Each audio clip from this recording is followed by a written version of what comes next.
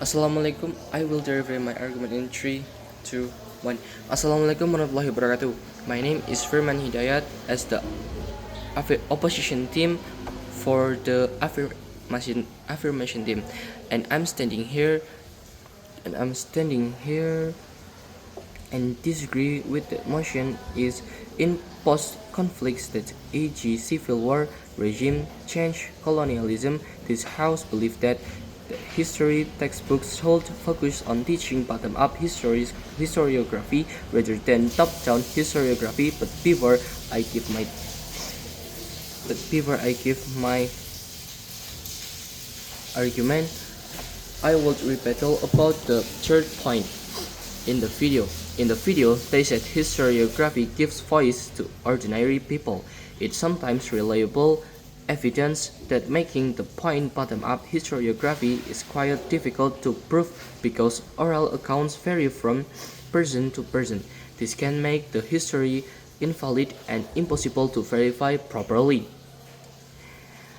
In contrast, information to verify properly, it can even provide a clear timeline and understanding of the larger structure of events as well as data efficiency, where the documents tend to be official and controlled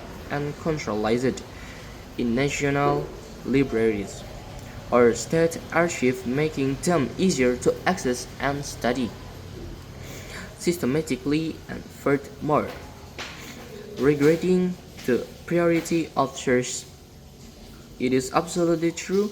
Yes, that's true. That search must be verified. If we rely on the accounts of ordinary people, they often lack our full understanding.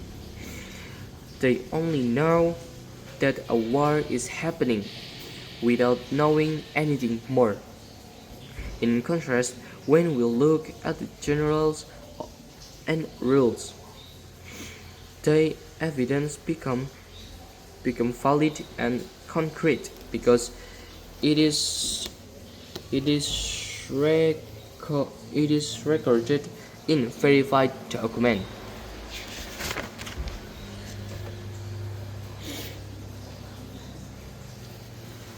And there is 2 points why I disagree with that motion. In point 1, maintaining national peace and collective consensus.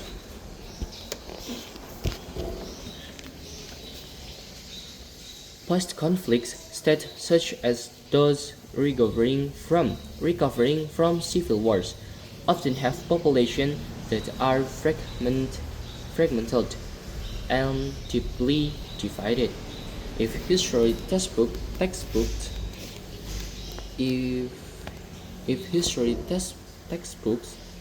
focused on bottom-up historiography, which prioritizes the subject experience of individuals or small groups, it poses a significant risk of reopening old wounds and deepening social polarization. This demonstrates that using a top-down approach in history education provides a single nationally agreed upon narrative history textbooks must function as a tool for infection and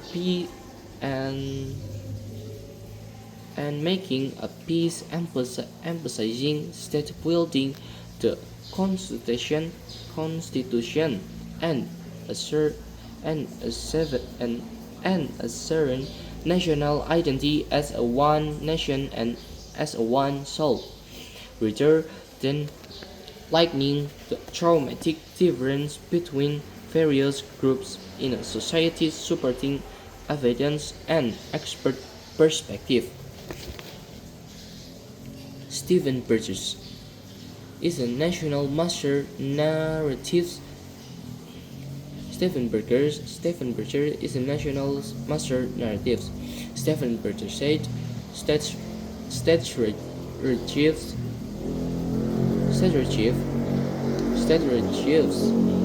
a sovereign history to legitimize their existence in a past conflict scenario.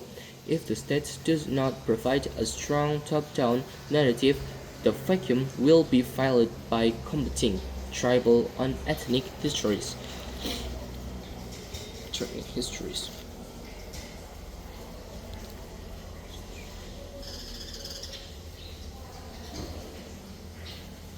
Which leads to further civil unrest. And this was the point 2. Standardization of truth and data verification efficiency. States recovering from conflict often face unstable educational systems. In such condition, curriculum materials must possess high level of accuracy and verifiability to prevent the spread of misinformation. Top-down histories relies on concrete evidence, such as official documents, peace treaties, and centralized state archive. The facts that are legally difficult to dispute. Teaching bottom-up historiography, which relies on oral history, is highly risked in a post-conflict state because human memory is often biased and emotional. Without the strict data control offered by a top-down approach, history risks developing into a mere collection of opinions, weakens the credibility of the nation's education systems in the eyes and of the international community. The supporting I will evidence from Indonesian expert. Nugroho Noto Susanto, the National History Framework, said, was a key figure in shaping Indonesian historiography. He emphasized that history in education should be national history, based on definitive fact. He argued that history education is a form of civic education. For history to be taught in schools must be based on disciplined methodology that prioritizes state security and national integration. From his perspective, a top-down approach ensures that the truth taught to students to standardized and not contaminated by located and potentially subversive narratives. And that's all from me. And until now, I still disagree with the motion. Is in past conflict states, e.g., E.G. post-Civil War regime change colonialism. This house believes that history textbooks should focus on teaching bottom-up historiography rather than top-down historiography, but I still disagree. That's all from me. Wassalamualaikum warahmatullahi wabarakatuh.